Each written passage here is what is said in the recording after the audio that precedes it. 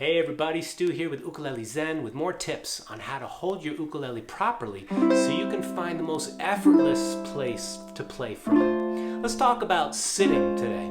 Today we're going to be covering sitting with a big uke like my tenor, also with the smaller sopranos that I play, and also using a strap while sitting and not using a strap while sitting. Let's get into it, but first just let me play a moment so I can demonstrate.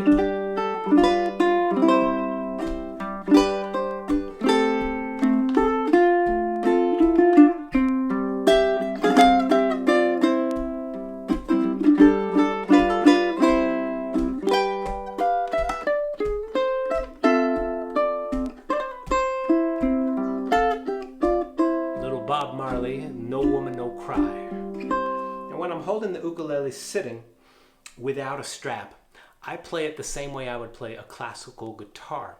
You know, it is a little bit different than playing a, standard acoustic guitar where you're strumming and singing, playing maybe folk, bluegrass, rock and roll. When you're sitting with one of those guitars, you tend to let it rest right here, rests on the top of the leg. With the ukulele, it's a little bit different. Make sure you watch the whole video because the game is a little different with a smaller instrument where it does not reach the leg, okay? So please watch to the end of this video and I hope this all serves you very well. We're gonna want this part, the bottom of the lower bout, to rest on the leg. Now, once again, we got contact points. This time there are 3. First one is the one I just talked about, the lower bout on the top of the leg. Second one, it rests against the belly. It's good if there's a little bit of space here, just some space to let the back of the instrument ring clearly so you're not muffling it. And the third contact point is just letting the arm rest the way it did before. Now right off the bat you can see that most of the weight of the instrument, if it's pointed at this 45-degree angle, just goes right into the leg and the weight goes right into the earth. Nice and relaxed. When you play like this, same game as before, bring the uke to your center line. Don't bring you to the uke. Don't twist into it. Just sit upright, sit tall, and look down at it. Feel that it's like you're looking at from the top of a mountain. Okay, there's a triangle between your shoulders and your eyes, and you're viewing it from the top of the mountain. Okay, so even when you look down at the neck, try not to bend over like this. This will really hurt your neck and you won't take such deep breaths when we're crunched over like that. So this is the position that I recommend people to hang out with. And, to make this into a habit, you're going to want to just sit with some chords and find the most natural position. Finding the most natural and relaxed position has also a lot to do with the chair you're sitting on. Some folks, I meet with them for one-on-one lessons, and they're sitting in an office chair with arms. If you're sitting in an office chair with arms, chances are your elbows are up like this, or you're kind of scrunched into the chair. I've found it best to sit on a chair or a stool with no arms at all, so you're free to just move as you must. The other thing about office chairs is that they have this swivel effect. So, you end up doing this without even meaning to. I do it whenever I sit in an office chair. I'll be backstage at a conference or a gig and I'll find myself doing this. Whoa, I get dizzy. So it really helps to be stable and centered. Last thing I would say about the chair before we talk about other things is that it's a good idea to choose a chair where the height allows you to sit with your feet on the floor. So try to find a chair where it sets your legs out at pretty much a straight, parallel angle to the floor, and this really makes playing so much easier. Oh, there's one other thing I forgot to mention.